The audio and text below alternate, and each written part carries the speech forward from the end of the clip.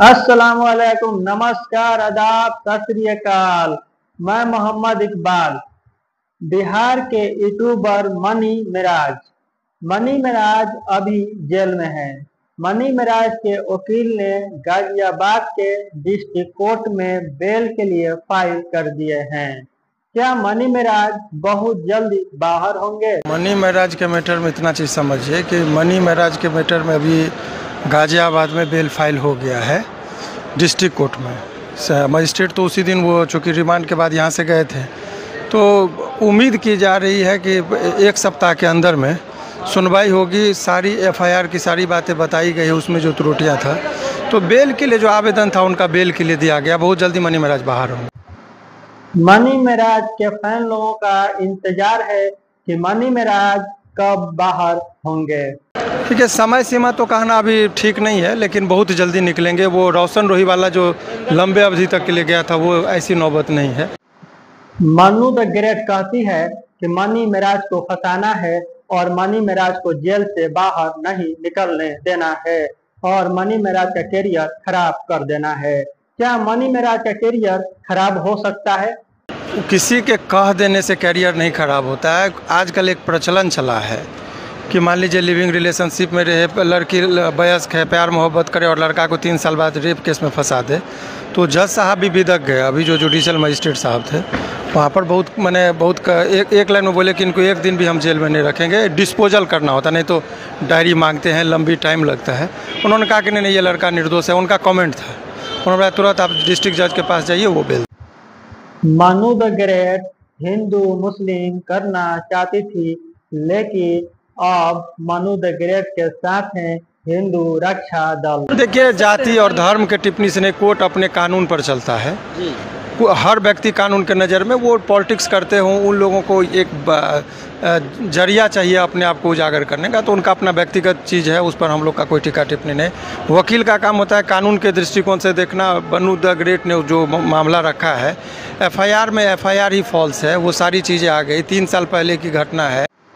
Manu the great Delhi की है, घटना मुजफ्फरपुर की है और केस किया जा रहा है उत्तर प्रदेश गाजियाबाद खोड़ा थाना। जहां का घटना होता है वही केस होना चाहिए था। इसमें साफ दिख रहा है कि मनी मिराज को फंसाया गया है। लड़की रह रही है, दिल्ली की है, घटना मुजफ्फरपुर की है, केस किया गया है उत्तर प्रदेश में। आखिर क्यों? घटना एक ही दिन बताती है कि 14/4/2022 की घटना है। एक ही दिन में कोई किसी से बोलती है कोल्ड ड्रिंक्स में हमको दोस्ती हुआ, कोल्ड ड्रिंक्स में हमको नशीली पदार्थ मिलाया, और उसी दिन कहती है कि शारीरिक संबंध बना, उसी दिन वो प्रेग्नेंट हो गया और उसी दिन एबॉर्शन हो गया। इतना चीज़ संभव है? एफआईआर में लिखा है। मात्र एक दिन में इतना चीज़ कैसे हो सकता है? तो ये स्पष्ट है कि न घटना का चौहद्दी पता है, न घटना की तिथि पता है उसको। तो ऐसे परिस्थिति में तो ये कहा ही नहीं जा सकता है कि उसमें क्या है। तो एक जज साहब ने यही कहा कि भाई इसमें एक ही दिन में कैसे हो सकता। मनु द ग्रेट अपना विवरण दे रही है कि पहले हमारे साथ दोस्ती हुआ, जाति और धर्म छुपाकर मुलाकात किया था। आरोपी ने नशीला पदार्थ पिलाकर होटल में दुष्कर्म किया था। घटना बता रही है कि 14/4/2022 में कह रही कि हमको दोस्ती भी हो गया, क्योंकि घटना कब से कब तक का एक एफआईआर का कॉलम होता है। तो बोला 14/4/2022 से लेकर 14/4/2022 तक, यानी एक ही दिन की घटना है। इतना ही में वो विवरण दे रही है कि हमारे साथ दोस्ती हुआ, जाति छुपाकर, नाम छुपाकर।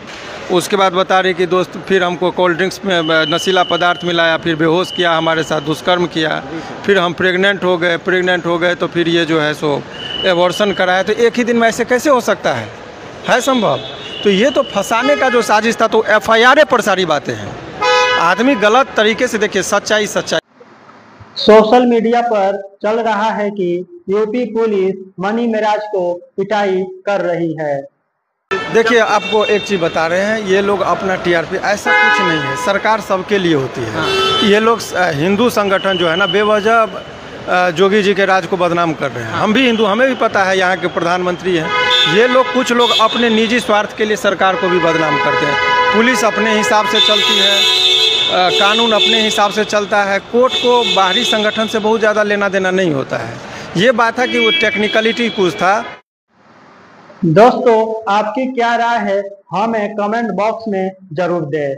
तब तक के लिए दीजिए आज्ञा, फिर मिलेंगे नेक्स्ट वीडियो के साथ। जय हिंद।